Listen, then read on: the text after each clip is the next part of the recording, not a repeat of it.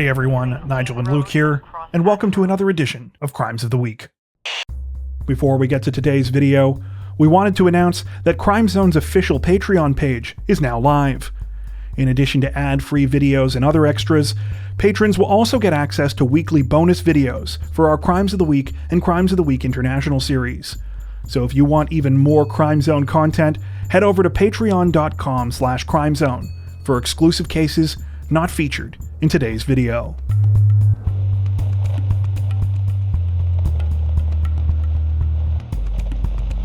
The British Columbia RCMP say that they are currently investigating the suspicious death of a 35-year-old Alberta woman after her body and vehicle were found in KOOTENAY National Park this week. Brenda Ware was last seen on May 4th in Didsbury, Alberta, 2 days before she and her red 2019 Jeep Cherokee were discovered near Highway 93 within the national park, approximately 54 kilometers northeast of the hot springs resort town of Radium. Authorities say that they do not know why Brenda traveled to the Kootenay National Park area, and that this is one of the reasons her death is being investigated as suspicious. She lived more than 2 hours away from the national park in Mountain View County, Alberta. The RCMP is requesting assistance from the public in the case, asking that anyone who saw Brenda between May 4th and 6th come forward with any information they may have. Police are also interested in obtaining any potential dashcam footage from the area during that time, and want to know if anyone was seen hitchhiking in the area around the time of Brenda's death. Anyone with information about the case is being asked to call the RCMP Southeast District Major Crime Unit.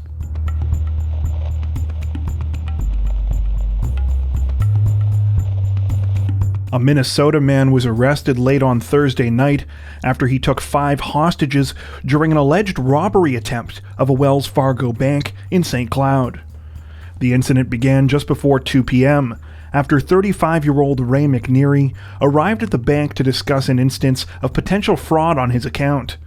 When the branch's manager could not find his account, McNeary's behavior changed abruptly.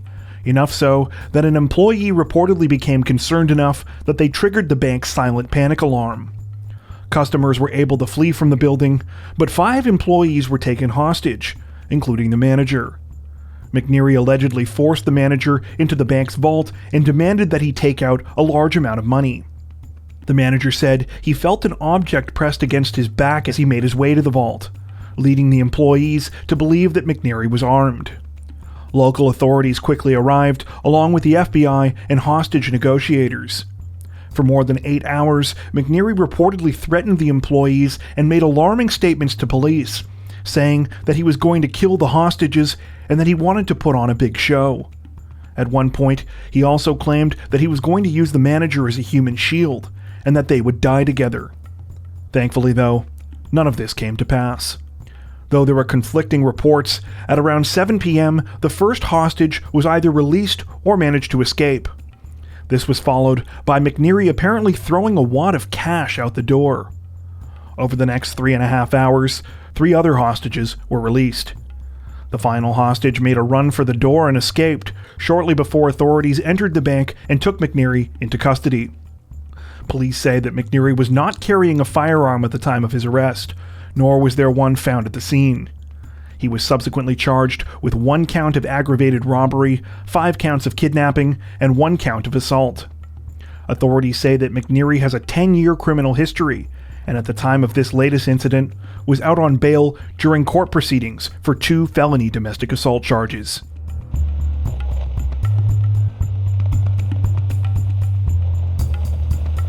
Authorities in Allegheny County, Pennsylvania say that they have arrested 2 people this week after they found handcuffed children in the back seat of their car. The incident unfolded on Wednesday afternoon when White Oak police were called to Francis McClure Elementary School. An 11-year-old boy had refused to get into his father's vehicle during an after-school pickup, and when his father attempted to force him inside, staff members saw 2 handcuffed children in the back seat.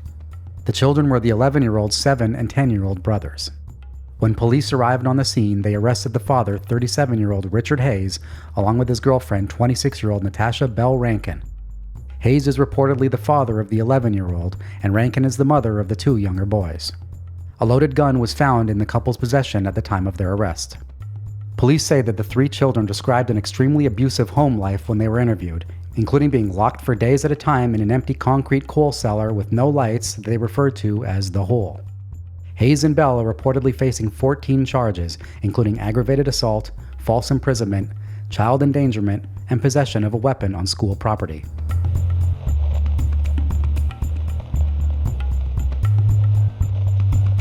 This week, it was reported that a woman from Minnesota was arrested after she allegedly showed up at the funeral of her ex-boyfriend where she was not welcome and drove recklessly through the cemetery, nearly hitting 2 people. Local police were alerted to the incident last Saturday after 28-year-old Blair Witten arrived at the Riverside Cemetery where the funeral was being held.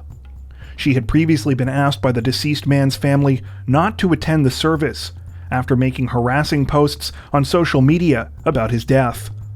A witness said that he had approached Witten's SUV to ask her to leave, but when he got close, she slammed on the accelerator, forcing him to dodge the vehicle. Other witnesses reported seeing Witten driving quickly and recklessly through the cemetery, running over grave sites and nearly hitting at least one other person. Witten was arrested at the scene and charged with misdemeanor reckless endangerment. At her first court appearance on Monday, she pleaded not guilty. She claims that when people approached her vehicle, she feared for her safety, and so she attempted to flee. She also claims that she was careful not to hit anything.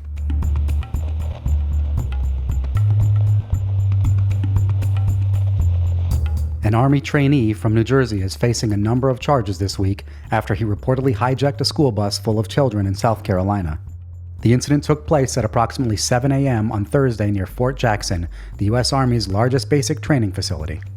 According to police, 23-year-old Jovan Collazo fled the base wearing his physical training clothes and armed with a rifle. He then went to a nearby bus stop where children were waiting to be taken to a local elementary school.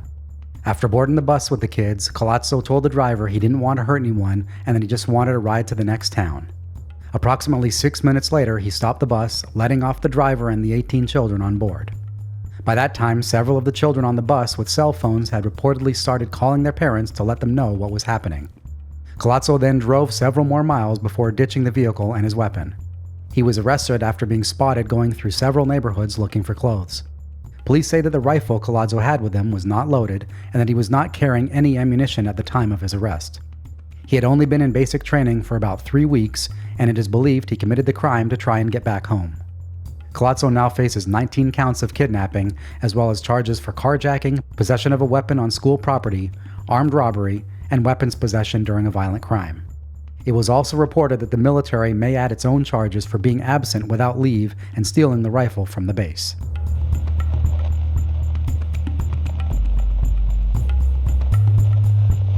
This week, authorities in Escambia County, Florida, announced that a teenager accused of rigging her high school's homecoming queen election would be charged as an adult. According to reports, 18-year-old Emily Rose Grover and her 50-year-old mother, Laura Rose Carroll, rigged the October 2020 homecoming queen vote ahead of the annual dance at Tate High School in Pensacola, where Emily is a student. The pair were arrested back in March following an investigation into the incident by the Florida Department of Law Enforcement. Authorities say that they began their investigation after the Escambia County School District reported unauthorized access into hundreds of student accounts. They subsequently tied the activity to the Tate High School homecoming election, which Emily Grover won. As assistant principal of nearby Bellevue Elementary School, Laura Carroll had district-level access to the school board's computer program, called Focus, which records student ID numbers, dates of birth, grades, test scores, and other information. The program also gives students access to a third-party application called Election Runner, which was used to cast votes for the homecoming election. The pair allegedly used Carroll's access to the program to rig the election at Tate High School. It was found that 117 of the votes in the homecoming queen election had been cast from a single IP address in a short amount of time. The IP address was linked to Carroll, and in all, investigators say there were 246 fraudulent votes cast from her phone and home computer. Grover and Carroll have each been charged with multiple felonies, including unlawful use of a two-way communication device and criminal use of personally identifiable information. Now that she is being charged as an adult, if convicted, the former homecoming queen could face a maximum sentence of 16 years in prison.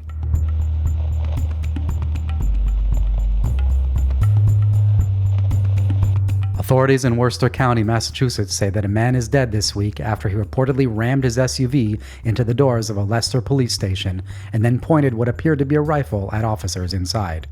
The incident unfolded around 6 a.m. on Sunday when 24-year-old Zachary Richardson began driving his SUV into the closed steel doors of the police station.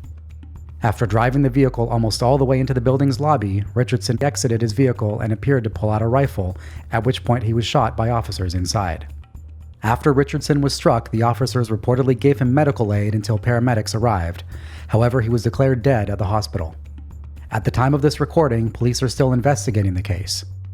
It has not yet been reported whether Richardson was actually armed at the time of the incident.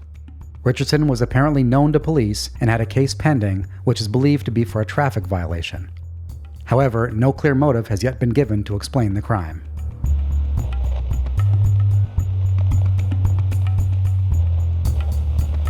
Authorities in Colorado Springs say that 7 people are dead, including the gunman, after a shooting at a mobile home early Sunday morning. Police were called to the Canterbury Mobile Home Park just before 12:20 a.m., where they found 6 dead adults, along with a 7th person with serious injuries, who later died at a local hospital. According to reports, a woman who survived the shooting, 28-year-old Nuvia Marquez, told investigators that she and her family were celebrating 3 family birthdays at the time of her attack. The celebration was for her brother Melvin Perez, who was supposed to be turning 31, and her mother Joanna Cruz, who was supposed to be turning 54. Melvin and Joanna were both killed in the shooting, along with Nuvia's older brother, 21-year-old Jose Gutierrez, Melvin's wife, 32-year-old Myra Perez, and Myra's brother and sister, Jose and Sandra Ibarra. Though the suspected shooter's name has not been released at the time of this recording, he is reportedly the boyfriend of Sandra Ibarra. A surviving member of the Marquez family described the man as quiet and serious and said he always carried a gun. A motive behind the crime is still being investigated, but it is believed that the suspect entered the mobile home where the family was celebrating and then opened fire before turning his weapon on himself. According to the New York Post, a fundraiser to help raise money for the family's funeral expenses had collected more than $7,500 by Monday morning. That's it for this edition of Crimes of the Week. If you enjoyed our video, don't forget to like and subscribe to Crime Zone for more true crime content like this, making sure to hit the notification bell to stay up to date with our latest releases. Thank you for watching.